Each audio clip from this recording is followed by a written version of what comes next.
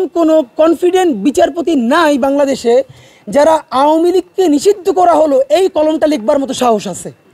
শুধু আওয়ামী লীগকে নিষিদ্ধ করার মতো কথা না, আওয়ামী লীগের এমন বড় কোনো লোক তার বিরুদ্ধে রায় দিবে সেই রকম লোকও নাই। তাহলে আপনি এই নিষেধাজ্ঞা দিয়া কোন আদালতের কাছে পাঠাইলেন, যেই আদালত এখন পর্যন্ত আওয়ামী লীগের ব্যক্তিদের বিরুদ্ধেই বড় রায় দিতে পারে না, আর সে দিবে আওয়ামী লীগের বিরুদ্ধে রায়? আওয়ামী লীগকে দল হিসেবে, সংগঠন হিসেবে নিষিদ্ধ করা হয়েছে বলা হয় নাই। এইখানে বলা হয়েছে বাংলাদেশের স্বাধীনতা অথবা নিরাপত্তা রক্ষা, জুলাই যোদ্ধাদের জানমাল রক্ষা এবং যারা তাদের বিরুদ্ধে মামলা করছে তাদের সাক্ষীদের নিরাপত্তার পর্যন্ত, সেই বিচার হওয়ার আগ পর্যন্ত তাদের কার্যক্রম নিষিদ্ধ থাকবে। এইটা যদি আমরা একদম ভালোভাবে বোঝার চেষ্টা করি, যদি সরকারের পক্ষ হয়েও কথা বলি, তাহলে ব্যাপারটা হচ্ছে আমরা যেটা বুঝতে পারছি, সরকার বলটা আস্তে করে আদালতের কাছে দিয়ে দিয়েছে। সে সকল পক্ষকেই ম্যানেজ করবার চেষ্টা করছে যে আমরা তো নির্বাহী আদেশ সেভাবে করলে খারাপ দেখা যায়, আমরা আদালতের কাছে দিলাম। আপনাদেরকে একটা কথা জানাই রাখি, এই যে আইনে সরকার আওয়ামী লীগের কার্যক্রম নিষিদ্ধ করেছে, এটা হলো সন্ত্রাস বিরোধী আইন 18-1। সন্ত্রাস বিরোধী আইন 18-1 অনুযায়ী তারা কিন্তু এটাকে, এই যে কার্যক্রমটা নিষিদ্ধ করেছে। মনে করিয়ে দেই, আওয়ামী লীগ সরকার জামাতে ইসলামীকেও কিন্তু এই 18-1 অনুযায়ী সন্ত্রাসী দল হিসেবে নিষিদ্ধ করেছিল। দুটোর পার্থক্যটা মনে করিয়ে দেই, আওয়ামী লীগ জামাতে ইসলামীকে নিষিদ্ধ করেছিল দল এবং সংগঠন হিসেবে, আর একই আইন ব্যবহার করে বর্তমান ট্রাইব্যুনাল তার কার্যক্রম বিচার হওয়ার আগ পর্যন্ত নিষিদ্ধ করেছে, দলকে নিষিদ্ধ করে নাই।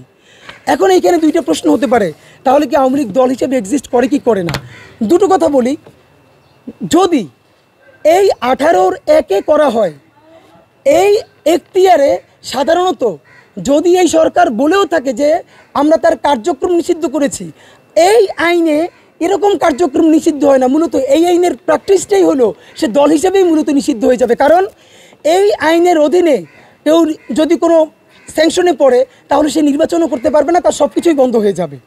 তো আমরা এই আইনের আলাপটা করতে চাই না, আমরা আরও সাদা চোখে দেখতে চাই।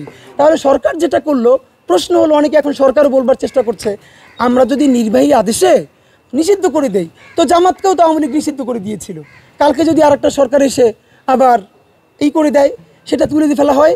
এখানে 3টা পলিটিক্যাল স্টেটমেন্ট আছে আইনের বাইরে। নাম্বার 1, এই দুনিয়ার একমাত্র মৃত্যু ছাড়া এই দুনিয়া আর কোনো কিছু চিরন্তন না। দেখেন, এই সংবিধানকে বাঁচানোর জন্য হাসিনা এমন কোনো প্যাটার্ন নাই যে সে ব্যবহার করে নাই, এবং তার ক্ষমতাকে কুক্ষিগত করার জন্য সে তো ক্ষমতায় থাকতে পারে নাই। আমরা যদি মনে করি আজকে আমরা যা করব আগামী 1000 বছর পর্যন্ত স্থায়ী থাকবে, এইটা কোনো কথা না। বরং কথা হলো আমরা ইনসাফের কাজটা করতে পারছি কিনা।